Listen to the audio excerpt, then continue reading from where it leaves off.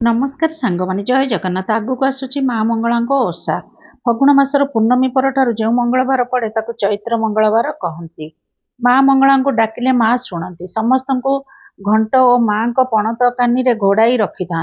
ओडिशार पारंपरिक ओषा चैत्र मंगलवार ओषा माँ मंगला पर्व मंगला ओषा पथरे पूजा होइथिबारु पंथई ओषा कुहाଯାଏ। 2026 मसीह चारिपाड़ी मंगलवार पड़ुछि। मार्च 10 तारिख रु आरंभ हो मार्च 31 तारिख जाए मंगला ओषा कराजिबो। माँ मंगला कृपा पाइबा पई एही पूजा सब माँ माने करिथांती। नियम रे पूजा करिबा आज आमे जानिबा। पूर्व काल रे गाँ मानकरे जेतक रोग हुए ओ विपत्ति पड़े गाँ लोक माने कौन करती ना पणा टिके पूजा करती। गाँ मानकर गछ मूल पत्थर टे थोई पूजा करती। ताकू ग्राम देवती भाभी सेमाने पूजा करिथांती। सेमाने बहुत विश्वासी लोक सेमाने बहुत विश्वास करी पूजा करिथांती। चैत्र मास मंगलवार पूजा रे पंथई पूजा करा जाए। बाट मध्य पंथई खोली सेठी मंगला पूजा करिथांती। माँ मंगला हेउछंती आद्या शक्ति। माँ मंगला समस्त ग्राम रे ग्राम देवती भावे पूजा पाइथांती। विभिन्न रूप रे पूजा पाती। ग्रामर सरल लोक माने विश्वास रखी पणा पूजा करुथुले। बाटरे मंगला पूजा किमिति करिबा सेही विषय आमे जानिबा। पाथोई पूजा पाई कौन करिबा ना बाटरे एटा पूजा हुए तेणु मझीरे पूजा हुए केते जण मिसिक पूजा करती नले निजे निजे भी निज घर बाहर मध्य पूजा करती। यही पूजा पाई कौन करिबा ना आमे 3 कोणिया नले 4 कोणिया गोटे गात खोलिबा ता चारिकट पूरा गोटे मंडप टाइप रो करिबा।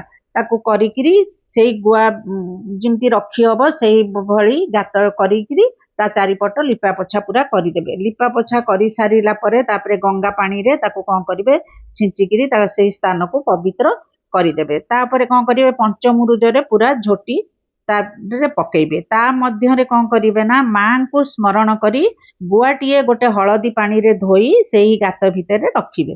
ताकू अभिषेक करी चंदन सिंदूर देबे। नाली चूड़ी देबे। नाली मंदार फूल माल देबे। फूल मध्य देबे। ता चारिपट पूरा सजेई देबे। माम पाखरे कलशटीए स्थापन करिबे। से कलश दिहरे चंदन सिंदूर मध्य देबे। फूल देबे। दुब बरकोली पत्र मध्य देबे। सेठी माँ को बेल पत्र मध्य दिया जाए। माँ को विशेष भोग होउची पणा। ताको चैती पणा कहती। पणा रे कौन हुए ना नड़िया कदली छेना क्षीर दही ओखुड़ा छतुआ समस्त प्रकार फल पकाई गोटे पणा तैयारी हुए। सेही पणा को प्रस्तुत कर सारिबा परे सेही पणा को कलश पाखरे रखिबे भोग पाई। तापरे माँ को पाखरे भोग करा जिवो। सेही पणा को मध्य माँ को पंथई भितर ढला जिवो। तापरे कौन करिबे ना दीप लगेबे धूप लगेबे झुणा देबे। माँ को झुणा बहुत पसंद। सेही पणा को कौन करा जाए ना बेलपत्र रे पूजा करा जाए। सेही पणा को पांथोई भितरे गुआ उपरे माँ को स्मरण करी ढालिबे। माँ को सेही पणा को ग्रहण करती। माँ को जो पणा दिया जाए ताकू चैती पणा कुहा जाए। चैती पणा देई माँ को संतुष्ट करती। माँ बहुत संतुष्ट होइथा। जदि निष्ठार सहित पूजा करिवे माँ बहुत संतुष्ट होइथांती। साधारणतः महिला माने पिला मानकर मंगल कामना पई एही पूजा को करिथांती। जो पणा ढालिला परे जो पणा भोग दिया जाइथिबो जो जहा बळी थिबो सेही पणा को जो माने पूजा करथिबे से माने प्रसाद भाबे से मानकु पाइथांती। से दिन कोन करिवे ना पियाज रसुण आमिष किछि खाइबेनी। से दिन सात्विक भोजन करिवे। अरुआ डालमा करिकिरी खाइबे। प्रसाद भाबे निजे पाइबे और समस्त को मध्य सेही पणा को मध्य समस्तिंकी बांटीबे। माँ मंगला को डाकिले माँ शुणती समस्त को घंट घोड़ेई रखिथांती। माँ तांको पणत कानी तले समस्तिंकी रखिथांती। तांको छत्र छाया तले समस्तिंकी रखिथांती। एटा होची गोटे ओडिसा रा हमर पारंपरिक ओषा होची चैत्र मंगलवार ओषा। एटा होची माँ मंगलांकर पर्व। समस्ते माँ माने एही पूजा को करिथांती।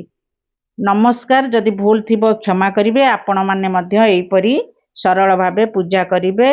लाइक करिवे सब्सक्राइब करिवे शेयर करिवे। भूल थिले क्षमा करिवे। जय जगन्नाथ।